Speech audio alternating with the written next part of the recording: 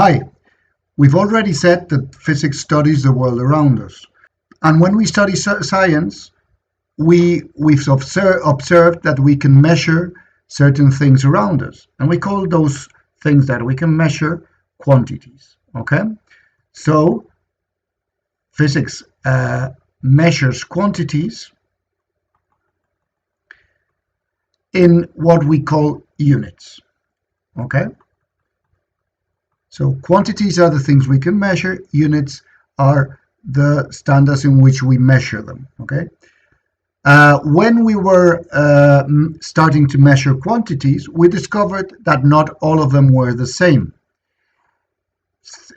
Specifically, some of them needed only a number to be able to be completely defined.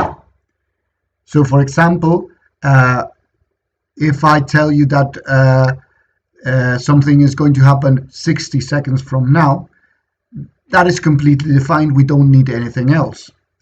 If we say that outside it's 30 degrees Celsius, you get all the information. You don't need anything else. Okay, so the ones that can be completely defined just with the number, they're called scalar quantities.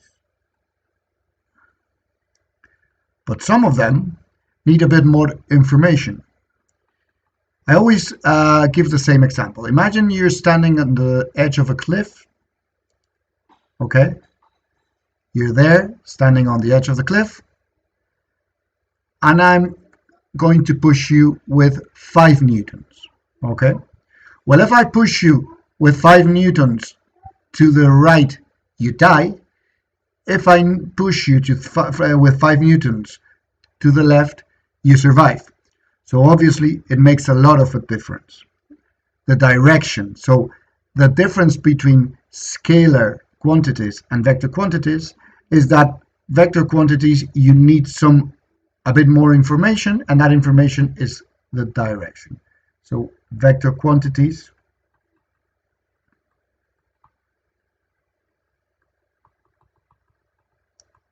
they need magnitude and direction, whereas scalar quantities only need magnitude.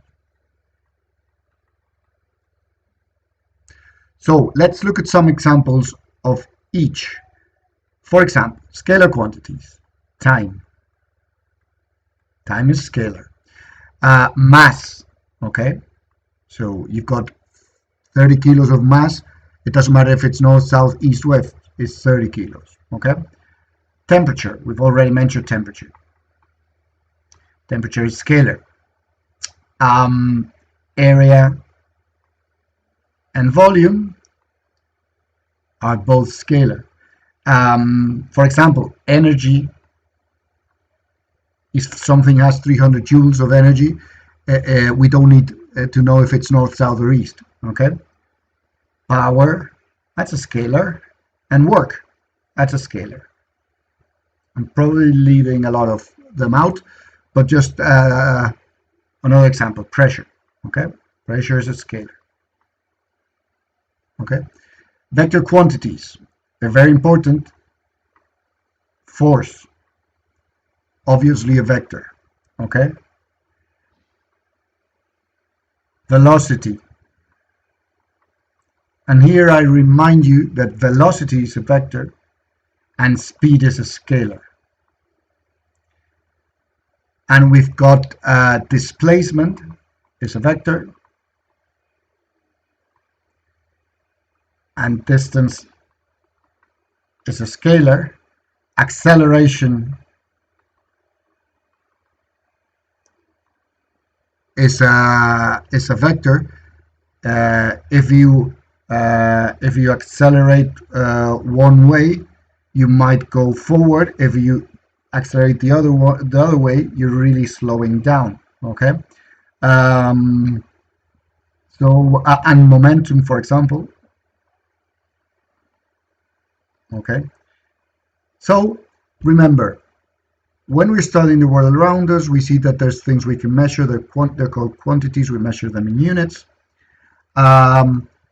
the there are some quantities that need only we need only know the number, the magnitude of that quantity, and those are the scalar quantities. If we need the direction and the number, they're called vector quantities. It is very important not to mix them up.